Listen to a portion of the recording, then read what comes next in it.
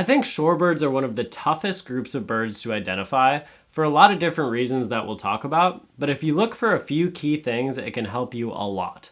So let's talk about what shorebirds are. Well, they're the birds you'll see at the beach hanging out by the shoreline, or on the mudflat, or just by the edge of the wetland, normally wading or hanging out by the water, near the water, or on the mud or grasses around that area. Now, what makes it difficult is that when you're learning about them in the field guide, you can see all the features up close. It makes sense. Oh, this one has black legs, this one has yellow legs, but you get out into the field, they're really far away, they may have their head tucked in, it's hard to see the size of them, they get mud on their legs sometimes, they might look different in the spring and the fall, so there's just all kinds of factors that can make it difficult. But here are 5 things that we can look for to help us out when we're out in the field looking at these different shorebirds. So number 1 is size and shape, and it really helps if you can get a reference bird out in the field. So a specific species, if you're looking at a group of shorebirds, you know what it is, you know approximately what size it is, and then you can compare other birds to that one species. For example, least sandpipers are extremely tiny, but if you're only looking at one of them, it might look a lot larger. If you're comparing it to another bird of known size, it'll make it a lot easier. Additionally, you're going to look for if the bird has long legs. Does it have a long bill? Is the bill sloping down? Is it upturned? What size is the bill in comparison to the head? So looking at the different size and shapes of the birds and having some reference for what size they are is really helpful. Some other things to look for with size and shape is leg color. If you can get a good idea of what the legs actually are, olive green, yellow, black, that helps. But sometimes they do get covered in mud, which can make it difficult if they have light legs and then they look darker because of the mud or some bad lighting. Number 2, looking at the plumage can be really useful. So you're looking for how much scalloping is there in the feathers. Do the wings go to the end of the tail or do they stop before the end of the tail? Are they red? Are they brown? Are they white? So looking at different colors and the different patterns on the bird, are there spots on the chest? Is there streaking? All of that stuff is really useful. And for a lot of shorebirds, they will have different spring and fall plumage, so knowing what plumage they're in when you're going out to look for them helps a lot too. So make sure you're studying the birds for the appropriate season when you're looking. Another thing with plumage is it's good to look for contrast too in the dark and the light colors of the bird. Third, we have behavior. And certain birds have really particular behaviors that they like. For example, at the beach, there's a bird called a sanderling that runs with the waves. So there's been some viral videos of the waves coming up and all of them just running away as the wave comes up and then running back down as the wave goes out. So that's a good behavior to look for.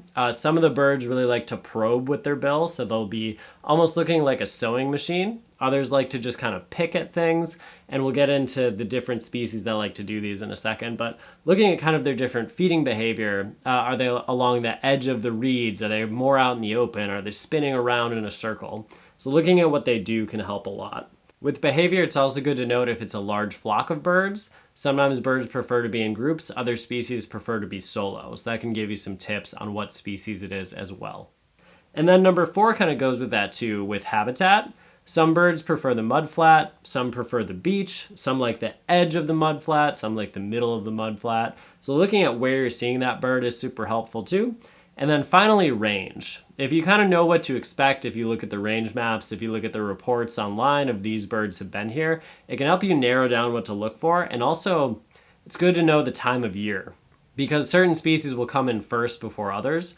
And some prefer, maybe saltwater or freshwater, so they'll go to different areas. So knowing the range and the expected species helps a ton as well. So let's move on to talking about some of the common shorebirds that you might see.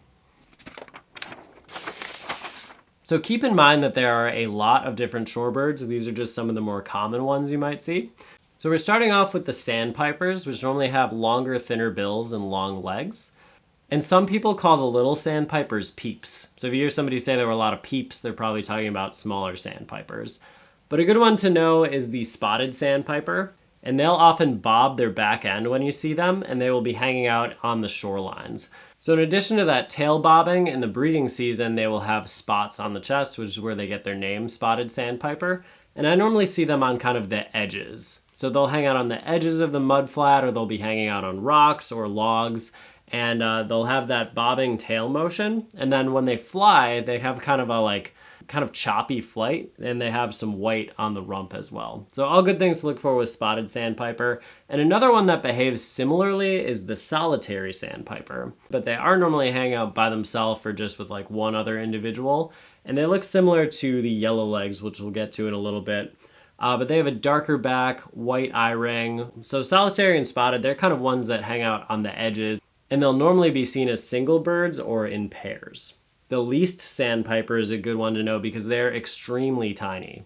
They have yellowish legs and a slightly downcurved bill, but when you look out there and you're like, man, those are like as small as mice, there's a good chance that they're probably least sandpipers, and it's a good one to compare sizes to other ones because they're so small. Number 4, we have the sanderling, and this is one that I often see on the beach, not as often in the mudflats, but sometimes they'll show up there. And they look a little more colorful during the breeding season, but something interesting about them is they actually lack a hind toe. So if you're able to actually look at the feet and see that it doesn't have a hind toe, then you can determine that it's a sanderling. But otherwise, during the non-breeding season, they'll be more gray and white, and they have that really characteristic wave running behavior of moving with the waves up and down. Next up, we have the yellow legs, and these you should be very familiar with. There's 2 different types, the greater and the lesser yellow legs. The greater is a lot bigger, but it can be hard to tell size if you're just looking at one individual bird. And it's a lot nicer when they hang out next to each other, and then you can go, oh yeah, that's a greater and that's a lesser. I can really tell the difference, but if they're alone, it's a little tough. But greater is going to be larger overall, the bill is going to be longer and maybe slightly upturned, and the lesser is a lot smaller with a shorter bill. But it's easy when you're seeing yellow legs to think that they're other species, especially solitary sandpiper can look similar to the yellow legs. But solitary is going to have a bolder eye ring and more of like an olive bill, and yellow legs is going to have super bright yellow legs.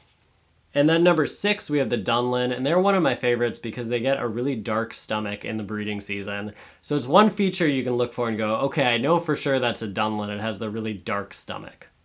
And they will also have a bill that is curved down slightly, and I often see them in really large groups. But it's nice when you get a feature that's really telltale. You say, okay, dark stomach, I know that's dunlin, and it kind of excludes the other species from being in the conversation. So if you can get a couple of these down at first, that helps a lot, and then you can compare the ones you don't know to the ones that you do know. And number 7, we have the Wilson snipe, and they're going to have a really long probing bill. And they actually look similar to another bird, the American woodcock, but this is more a wetland species where the woodcocks kind of prefer the drier ground. But they're going to have some stripes on their head going vertically, so following kind of the bill back, those stripes go that way, and they're very well camouflaged.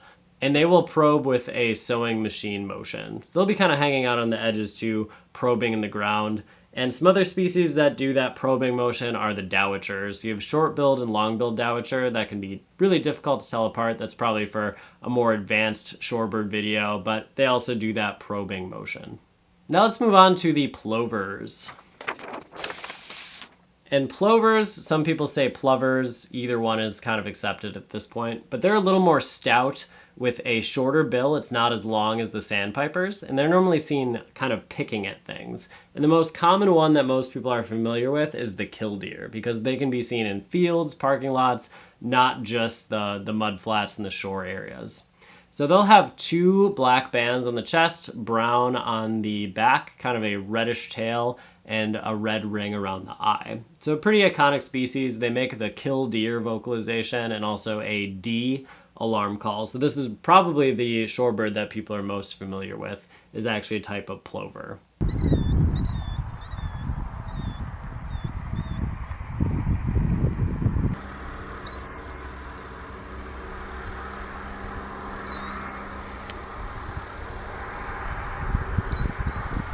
Next up, we have the semi-palmated plover, which almost looks like just a miniature killdeer, but they hang out more on the mudflat areas, those more marshy areas where the killdeer can be found in other places. But they have 1 single chest band and a shorter bill compared to the killdeer. Very cute and adorable species if you're able to see it up close. Then we have the black-bellied plover, which is one of our larger plover species. And in breeding season, they have some nice gold and white on the back, thick white kind of outline, and then black color on the rest of their body. So really striking in breeding plumage. And in non-breeding, they're more gray with the black bill. But they can also be confused with American golden plover, so it's good to check those two, but they're a pretty common one that you'll see out on the mudflats or even in kind of the open field areas, sometimes like the sod farms. Then we have the adorable piping plover. And males in breeding plumage have a short orange bill that has black on the tip, black on their crown, and a black kind of neckline.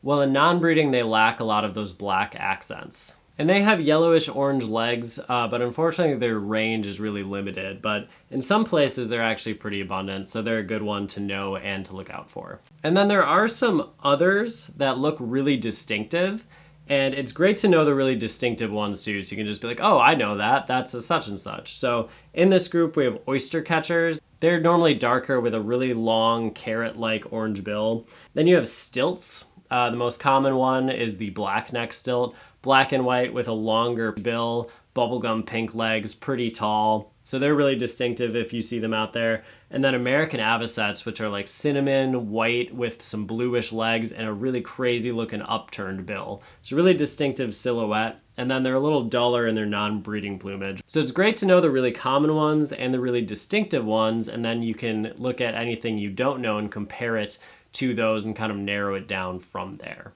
And there's one more thing that I want to look at. I thought it would be nice to include some of the silhouettes of these different types of birds so you can see the difference between kind of the sandpiper look and the plover look, and then some of these other ones that look kind of different. Another one in the other category is like godwits. They'll normally be bigger with a really much longer, slightly upturned bill. There's curlews that have a long down curved bill, wimbrels. So a lot of different species that look really distinct that you can know and kind of just be like, okay, I know this one, I know the common ones, and then let's figure out the ones that are a little more complicated. It's a huge benefit if you're able to see these birds up close. So if you can go to places that have really good views, that is a total game changer. And it also helps to have a spotting scope if they are really far away. Trying to do this with binoculars can get really tough. But as I said, like distance, you know, you're looking at heat distortion. They're moving really quickly. Sometimes a peregrine falcon or a predator will come through and they'll all shuffle and come back down somewhere else. It can be really difficult. Other times they'll have their head tucked. So it's very challenging to identify shorebirds, so give yourself some credit even for watching this video and trying, because it is difficult, but you can do it. It just takes a little bit of practice and getting yourself in the right circumstances. So something else you could look at is the vocalizations of some of these species. They will make noises sometimes when they're flying or just hanging out, so if you know that, it can be helpful in picking them out. But I want to go out and we'll do some shorebird ID, actually looking at some of these birds out in the field. So let's get out there and see what we can find. I'm out here in Wisconsin at this beautiful flooded field. The wind is blowing, the sun is shining in our face, and there are loads of shorebirds out there. And so I've been looking with some friends to see what we have here and wanted to get some tips out in the field. So one of the things I would suggest is looking for species that look very different and looking at the closest birds first. So there's some yellow legs right out here. They have the longer yellow legs, and the greater and lesser look very noticeably different when they're side by side. So if you can look at the birds close and get a size comparison, you can see that the greater is much bigger, has a slightly upturned bill, while the lesser is smaller and has a shorter, straighter bill. So that's a really good thing to look for, is birds together so you can compare sizes. Also, there was a blackneck stilt out there, which looks completely different than anything else. So if you notice those species that look odd, very distinctive, trying to pick them out first can help too, and also give you some confidence. There's been some killdeer that have the two stripes on the chest, and they've been making their killdeer vocalizations. That's a really good one to pick out and to know. But there are also tons of birds way out there. So there were some American golden plovers moving into their breeding plumage. They're smaller than the black-bellied plover, which is another one that you might see, but I feel like the golden plovers, at least in my area, they're more in the field. The black-bellies are more along the lakefront, but really bright eyebrow stripe transitioning into their breeding plumage. Then along the edges, we were able to pick out a solitary sandpiper, which has more of a greenish bill and a nice eye ring. It looks similar to the yellow legs, but I feel like they're more along the edges. So that was one thing we looked for, was birds feeding really close to the edge. Now further out, we had a nice group of dunlin. They're transitioning into their breeding plumage, so they're starting to get black on the stomach, so that's a good way to tell them apart, as well as a lot of pectoral sandpipers. They have some really heavy scalloping on the wing. And all of these birds are intermixing. They're being way far out. Some are moving closer. So it can definitely be overwhelming to come out here and just be like, I feel like I forgot everything that I learned about shorebirds. But if you can pick out those distinctive species, start with the close birds, then move on to the more challenging ones, I think that helps a lot.